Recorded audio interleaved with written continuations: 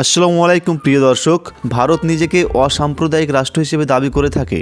ভারত কি সত্যিকার অর্থে অসাম্প্রদায়িক? চলুন আজকের ভিডিওতে বিস্তারিত জানাবো আপনাদের।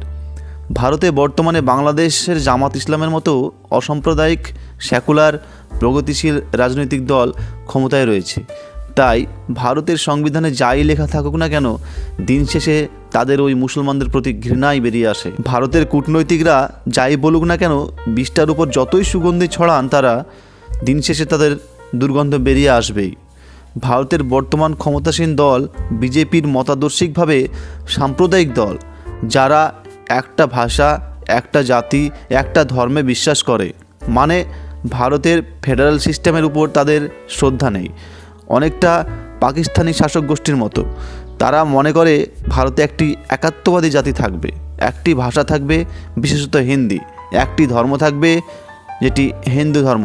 সুতরাং ভারতে যতই বিজেপি থাকবে, ভারত একটি সাম্প্রদায়িক রাষ্ট্রের দিকে ধাবিত হবে প্রাতিষ্ঠানিকভাবে। এতে ভারতের মানুষের মধ্যে আন্তঃধর্মীয় ও জাতিগত উত্তেজনা বৃদ্ধি পাচ্ছে। সাম্প্রতিক মণিপুরে মাথায় ও কুকিদের মধ্যে সংঘাত একটি উদাহরণ। বিজেপির বহুত্ববাদ বিরোধী রাজনীতি ভবিষ্যতে এমন আরও সংঘাতের জন্ম দিবে বলে আশা করা হয়। প্রিয় দর্শক, আজকের ভিডিওটি এই পর্যন্তই। ভিডিওটি ভালো লাগলে চ্যানেলটি সাবস্ক্রাইব করে বন্ধুদের সঙ্গে শেয়ার করুন।